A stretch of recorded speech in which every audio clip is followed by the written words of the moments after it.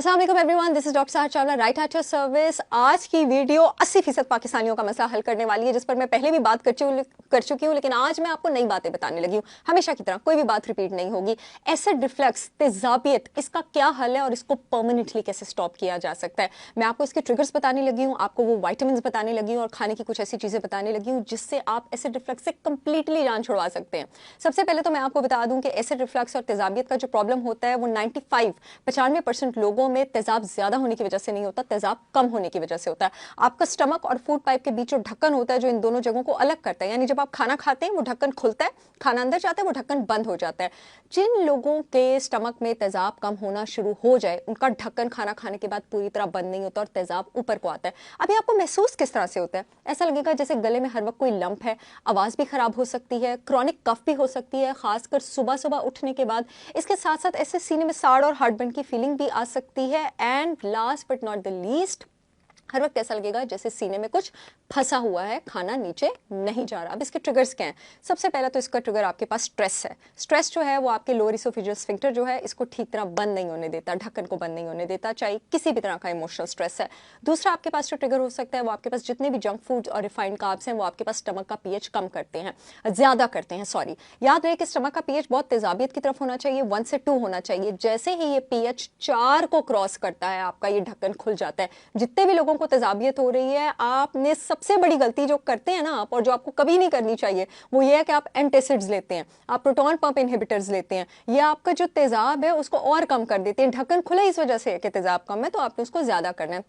Next trigger है जी आपके पास H pylori infection. आपके पास एक बार स्टमक को थोड़ा बहुत डैमेज हो जाए, एच पाइलोरी हमेशा स्टमक में मौजूद होता है, लेकिन अगर तेजाब कम हो जाए तो वो इन्फेक्शन एक्टिव हो जाता है। अब एच पाइलोरी का सर्वाइव करने का और बचने का तरीका क्या होता है? वो स्टमक के तेजाब को मजीद कम करता है ताकि वो खुद बच सके, क्योंकि एच पाइलोरी बैक्टीरिया को पता है कि अगर स्टमक का तेजाब ज्यादा हो गया तो मैं मर जाऊंगा, तो वो इस तेजाब को कम करना शुरू कर देता है। नेक्स्ट ट्रिगर इसका जो है आपके पास वो है अगेन एंटासिड्स। मैं आपको बता चुकी हूँ, जितने भी पेन किलर्स हैं, जितने भी एंटीबायोटिक्स हैं, प्लीज एंटीबायोटिक्स बगैर वजह ना लिया करें, अनलेस एंड अनटिल कोई बहुत ज्यादा इंफेक्शन ना हो जाए, बहुत जरूरी ना हो जाए। एंटीबायोटिक्स आपके स्टमक के एसिड को कम करती हैं। जो ओरल कॉन्ट्रासेप्टिव्स हैं, बच्चा रोकने वाली दवाइयां हैं, ये भी आपके स्टमक के एसिड को कम करती हैं। ये तो हमारे पास ट्रिगर्स हो गए और ये हमारे पास सिम्टम्स हो गए। अब मैं आपको बताऊंगी कि आपने इसको डील किस तरह करना है। Last but not the least, जिन लोगों का पोटेशियम और क्लोराइड कम है, उनके भी स्टमक में एसिड कम होता है। अब क्लोराइड डाइट में ज्यादा करने के लिए आप क्या इस्तेमाल करेंगे? क्लोराइड डाइट में ज्यादा करने के लिए आप हिमालयन सॉल्ट इस्तेमाल करेंगे, जितने भी लोगों को एसिडिटी का प्रॉब्लम है। पोटेशियम ज्यादा करने के लिए आप ग्रीन लीफी वेजिटेबल्स तो इस्तेमाल करेंगे, लेकिन जो सबसे टॉप पे सब्जी आपने इस्तेमाल करनी है वो आपके पास गोभी है, कैबेज है।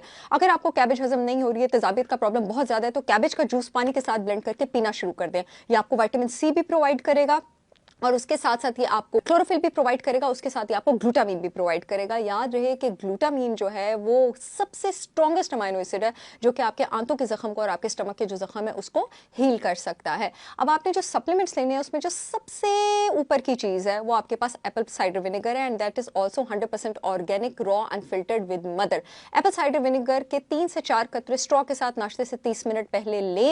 ये आपके स्टमक के तेजाब को वापस दोबारा लाना शुरू करेगा। अगर आपसे Apple cider vinegar liquid tolerate नहीं होता तो आप उसके 1 या 2 टैबलेट्स ले लें लिक्विड की फॉर्म में। वैसे मेरा अपना भी 100% organic, raw unfiltered with mother available है, मेरी brand holistic wisdom by Sahar Chawla का। जो लिंक है शिपमेंट का वो वीडियो में मेरे फोन नंबर के नीचे आ रहा होगा। पूरे पाकिस्तान में शिपमेंट हो रही है, आप मुझसे भी ऑर्डर कर सकते हैं। नेक्स्ट जो सप्लीमेंट आपने लेना है वो आपने अपनी डाइट में प्रोबायोटिक इंक्लूड करना है। प्रोबायोटिक ना सिर्फ आपके गट के बैक्टीरिया को बैलेंस करते हैं, बल्कि क्या आपको पता है कि प्रोबायोटिक आपके दिमाग में एक न्यूरोट्रांसमीटर बनाने में काम आते हैं जिसको एसिटाइलकोलिन कहते हैं। ये एसिटाइलकोलिन आपकी उन नर्व्स को जाके रेगुलेट करता है जो आपके स्टमक के ढक्कन का खुलना और बंद होना रेगुलेट करती हैं। कितनी डीप बात है ये।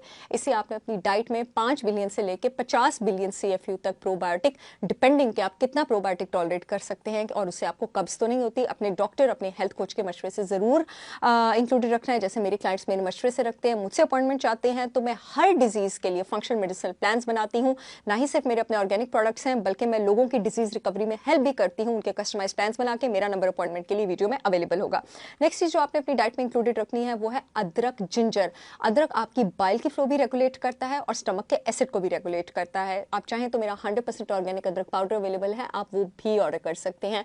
नेक्स्ट चीज जो है वो उन लोगों के लिए जिनकी तेजाबियत बहुत ज़्यादा, उनको बहुत तंग करी और उनको एप्पल साइडर विनेगर से थोड़ा आराम तो मिला लेकिन कंप्लीट आराम नहीं मिला। अच्छा, जिनको एप्पल साइडर विनेगर ट्रिगर करेगा वो उसको छोड़ देंगे, वो उसके कैप्सूल्स लेंगे और वो इस सप्लीमेंट को इस्तेमाल नहीं करेंगे जिसका मैं जिक्र करने लगी हूँ। लेकिन जिनको एप्पल साइडर विनेगर से आराम मिला लेकिन पूरा आराम नहीं मिल रहा, वो अब इस सप्लीमेंट की तरफ आ जाएंगे और इस सप्लीमेंट का नाम है बीटेन HCl। बीटेन HCl आप 250 मिलीग्राम से 4000 मिलीग्राम तक की डोज पर ले सकते हैं, लेकिन under the supervision of your doctor. ये स्टमक में एसिड को वापस लाने में हेल्प करता है। And last but not the least, जिस सप्लीमेंट का मैं नाम लेने लगी हूँ, मैं जब भी जिंक के बारे में बात करती हूँ मैं हमेशा जिंक ग्लाइसिनेट या ग्लूकोनेट के बारे में बात करती हूँ। स्टमक का एसिड ज्यादा करने के लिए आप जिंक की वो फॉर्म यूज करेंगे जिसको जापानी सालों से यूज कर रहे हैं एसिडिटी के इलाज के लिए, और वो है जिंक एल कार्नोसिन। इसकी 15 मिलीग्राम से 25 मिलीग्राम की डोज आप डेली एम्प्टी स्टमक लेंगे और इसके साथ साथ आपने वॉक भी करनी है, स्ट्रेस फ्री भी रहना है, वेल हाइड्रेटेड भी रहना है, खाने को भी प्रॉपरली च्यू करना है। आपकी जो थूक होती है उसमें खाना डाइजेस्ट करने वाला एंजाइम होता है अमाइलेज, जो कि चाहता है कि आप उसको मौका दें कि लुकमा थोड़ी देर मुंह में रहे ताकि वो कुछ डाइजेस्ट होकर नीचे जाए, क्योंकि उसके बाद जिस अगले मरहले पे उसने जाना है वो अगला मरहला आपके पास स्टमक है और उस पर जरूरत से ज़्यादा लोड ना पड़े। अगर आपको जल्दी जल्दी खाने की आदत है तो अभी आप नवाला खाते काउंट करना शुरू करें कि क्या आपने नवाला 15 से 20 बार चबाया है और फिर आप उसको नीचे लेके गए हैं। और last but not the least, अपनी टी और कॉफ़ी की आदत जो है इसको थोड़ा कम करने की कोशिश करें। जहां पर ओरिजिनल ब्लैक टी और ग्रीन टी के बहुत ज्यादा फवाइद हैं, वहां पर ये स्टमक के लिए थोड़ी हार्मफुल भी हो सकती है। आई होप ये वीडियो आप लोगों के बहुत काम आएगी। I will see you all again yet another information video. तब तक के लिए अल्लाह हाफिज।